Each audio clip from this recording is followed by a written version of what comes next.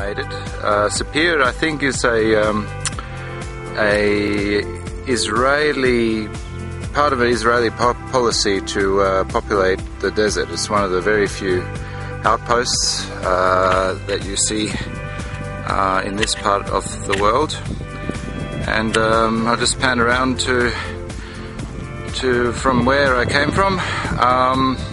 The walk from Mitzep Meron has been quite a long one.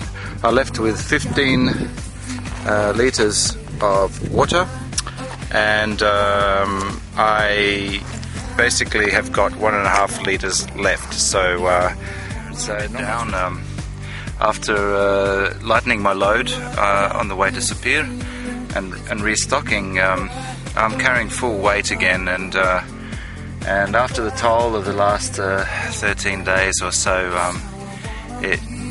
even if I have my down moments, and I know it's not going to last, but today is going to be a tough day for me, I think more psychologically than anything else.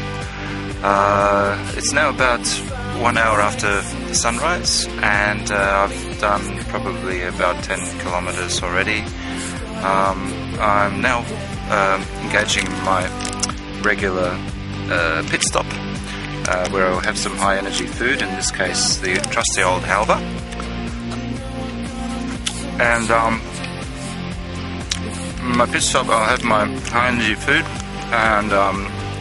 and indulge in various forms of chemicals I put on my body, first being suntan lotion, and then the next one on the face especially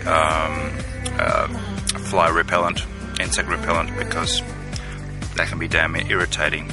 Really, really hard getting my gear through this place, and to give you some idea, I'll just pan over to see where I've been. I'll just have a look down here. I came from there, somewhere down there, I think. And as we move closer, we will see a waterfall that I had to negotiate. Luckily, that could be walked through at chest height. I still had to carry my bag over to, as you can see, this particular ladder.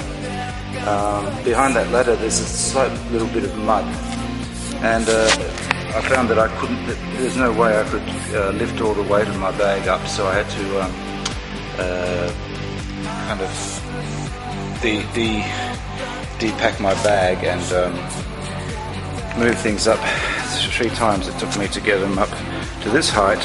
Now that they're nicely caked in horrible smelling mud, the water, it looks and smells exactly like raw sewage. Lovely. Now what's left for me to negotiate is another ladder, which I haven't even tested yet, and I believe further up from there things might be going, the going might be a bit more easy, but I think it probably is about very possibly 35 degrees Celsius, which means I might want to spend the rest of my evening here, and I believe about 10 kilometers away there's another canyon which is even more difficult. So Day 14 in the second canyon. The thought of doing this part of the journey has daunted me the whole time I've been here, but now that I'm here taking my time in the early cool of the morning is actually quite invigorating and refreshing, because it involves going through quite a bit of water, and the water isn't as stinky as the previous canyon. Today I'm quite ambitious. If I get through this all okay, it's probably about a 15-kilometer walk, and it's time 14 again. I just quickly want to show you some of the things I'm doing in this canyon, and hopefully I won't drop the camera doing this, so I'll try to do 2 things at once here. But this is the fun of being in Israel. Okay, here we go.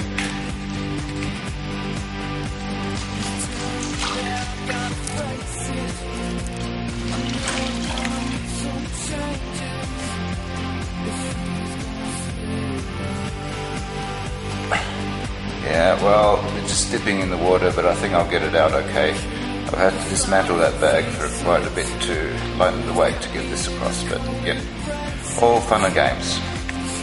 16 now, and some complications meant that I wasn't able to resupply with food, and I'm now in the Eilat Mountains, and as you can see, across there is the mountains in the distance, Jordan.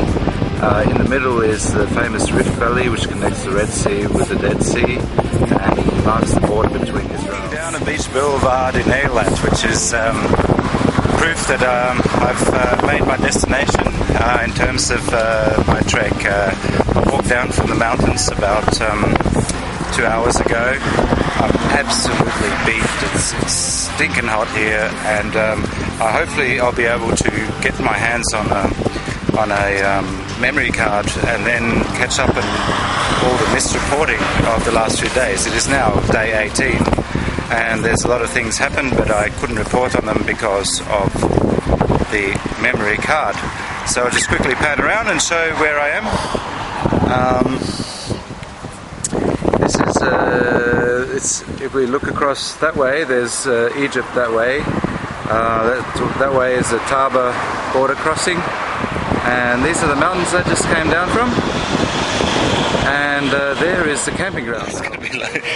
It's day 20 now of my epic adventure in the camping ground. Very exciting. Here are my new friends from Argentina, and Cynthia. Yes, and we're having farewell tea and coffee together before the next phase of my big adventure. I always take my trusty old birch bark with me. It weighs nothing, and it makes starting a fire really easy, especially when you're really tired. And so that's how easily it burns. It burns even when wet, and we put on a few pieces of desert shrub here, and you're in business. It's evening of my final day, and this is my final camping spot. We're looking at the very interesting weather that's going on. You can't see it up there. That's where I was living, up there at the top of the mountain. But with this wonderful weather going on,